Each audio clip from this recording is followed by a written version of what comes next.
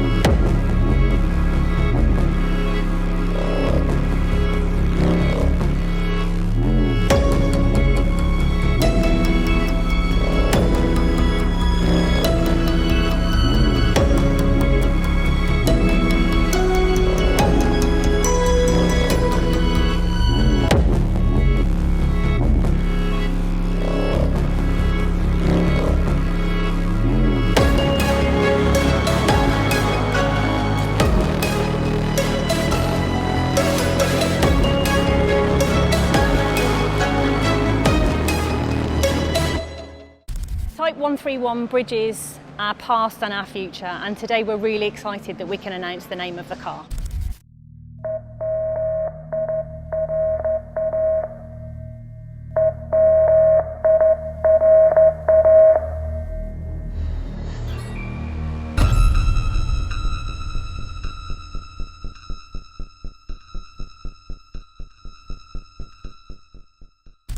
We're now going to go over to our studio to meet our design director, Russell Carr, to give us an overview of Emira's design language. I think what we've learned from designing the Evija really is we formed our views of what the new design language is. And obviously we'll adapt that for Emira and all the other cars that come up in the future in the most appropriate way, basically.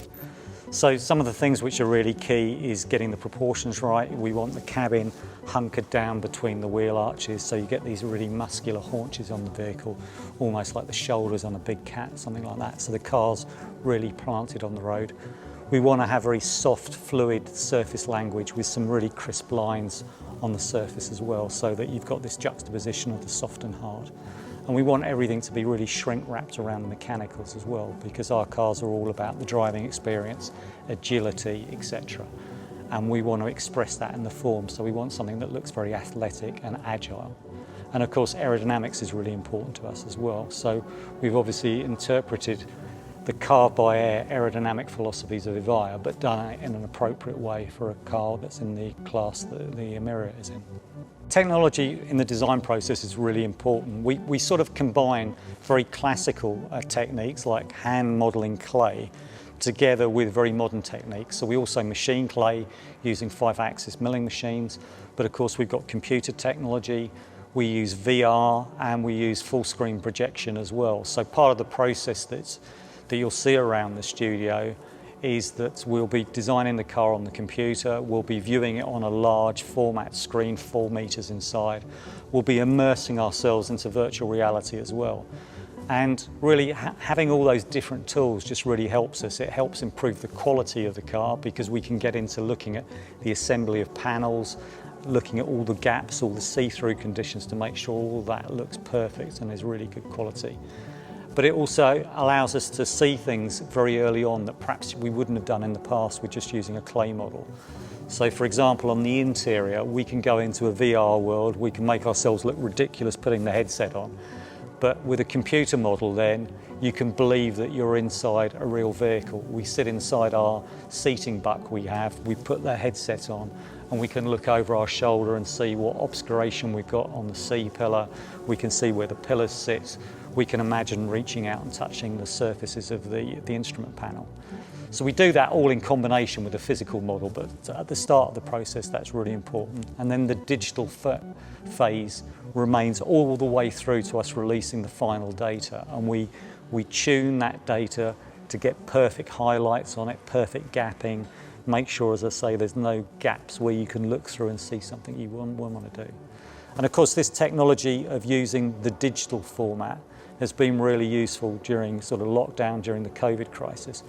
We've been able to do a lot of work from home, which would be impossible with a clay model because it's not very easy to take a clay model home, but we're able to be spread around the country, all communicating electronically, looking at all these surfaces and details. So it's really kept us moving, it's kept the quality improving on the car, and it's kept the creative opportunities going because we can try many more things using digital technology. What we set out to do is we're always trying to do something that is thrilling. We are all about performance, so the product has to thrill you, has to excite you. No one buys a sports car for rational reasons. They have to be seduced into buying it through the emotion of the product.